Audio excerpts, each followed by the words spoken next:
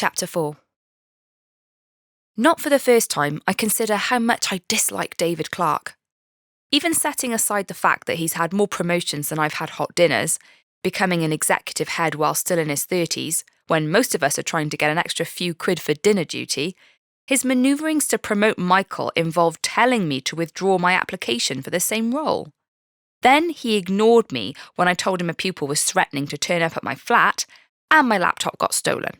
So when Michael says I can't stay over his house because David doesn't like it, a lightning bolt of anger blazes through me. Great.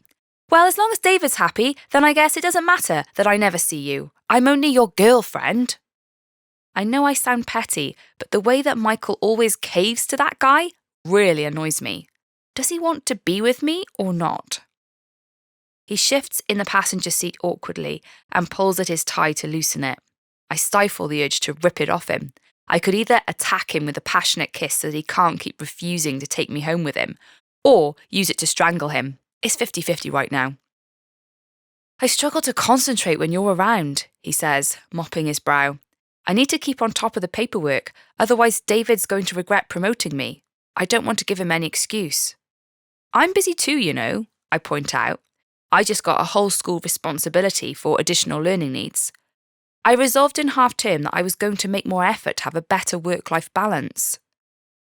That's good, Michael agrees quickly. I just need you to trust me when I say it's for the best that we don't try and bring our relationship into the working week. So we're boyfriend and girlfriend on the weekend, but colleagues Monday to Friday. Michael doesn't seem to realise how lame that is.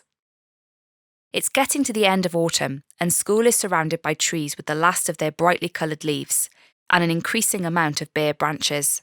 The sky seems permanently grey, and the air has a sharp edge of cold. People have started discussing Christmas shopping in the staff room, and my best friend Steph suggests a Saturday meet-up. Sounds great, I say, rinsing my mug in the staff kitchen. If I book social events into my calendar, then I will be forced to do something other than work the whole weekend. My new role is exciting, and I don't officially start it until January, but it is definitely overwhelming with the amount of paperwork I need to read through. Natalie, the timetabler, is going to make changes to my timetable as well, so I have fewer lessons to teach. At the moment, I'm muddling through, which is generally the story of my whole career. Michael, on the other hand, has gone into overdrive with his new position as head of department. He doesn't officially take over from Jeff until January, but he's immediately thrown himself into it, and Jeff's busy with senior team duties anyway. We're running mock exams next week, and he's already created what feels like 10 different spreadsheets for us all to fill in. This one's for the item level data, he says, showing us in a department meeting. Then this one is for the pie chart, and finally, this one creates a line graph. I catch Judy's eye and stifle a giggle. She's retiring soon and doesn't care much for Michael's techno-whizzy stuff. Finally, I have some other news, Michael says, just as we're beginning to pack away our pens and diaries. Liz will be returning shortly. My immediate reaction is shock for 2 reasons. 1, Liz has been off sick since September because she was second in department and the new head scared her off so that Michael would get the promotion. And 2, Michael has said nothing about this to me, even though he must have known about this for a while. It's another reminder of the professional-personal divide between us. That's good, I recover, although I'm really thinking about how awkward it's going to be when Liz has to report to Michael. HR is not going to be his strong point. Get ready for some fireworks, Judy mutters to me while Michael is preoccupied at his computer. Hopefully it'll be fine, I whisper. Jeff, Michael and I sorted the scheme of work over half-term anyway. We can ease her back in gently. I hope you don't get stuck in the middle. Judy gives me a meaningful look, then towards Michael. I swallow down a ripple of misgiving. Surely Michael would have the sense to tread carefully with Liz rather than going in all guns blazing. But Michael doesn't seem to get the fact that not everyone works at the same breakneck pace as him.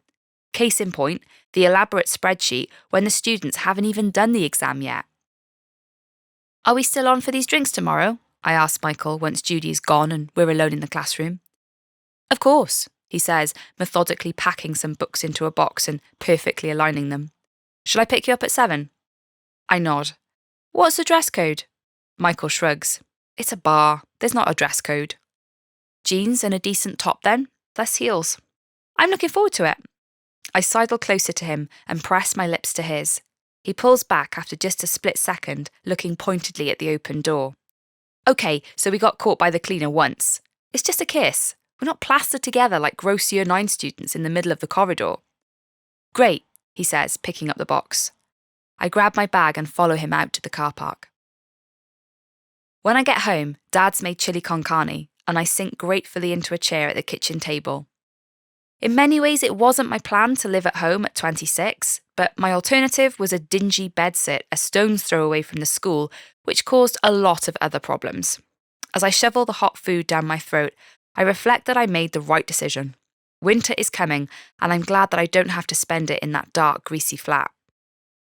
I wonder with a tingling excitement what Michael and I will do for Christmas, what presents we'll choose for each other, what family traditions we might share together. I still haven't met his parents, so maybe this might be a good opportunity. With 2 weeks off school, there's plenty of time for visiting. Maybe I'll be able to stay in Michael's house again.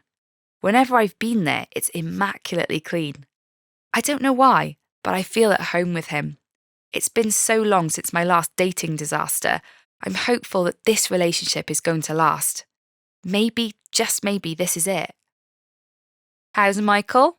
My sister Katie asked me dryly on the phone that night. She's at uni studying veterinary science, and she'll be finishing soon for the holidays. It will definitely be more crowded in the house when she's back. More reason to escape to Michael's. He's obsessed with spreadsheets, I reply, but it's all good. I'm going to meet some of his friends tomorrow. Are they rich? Well, I think they're lawyers or solicitors or something. You'll probably need a mortgage to buy a cocktail then. I'm not going to drink much, I assure her. I need to keep my wits about me. It turns out it isn't the lawyers who are the problem.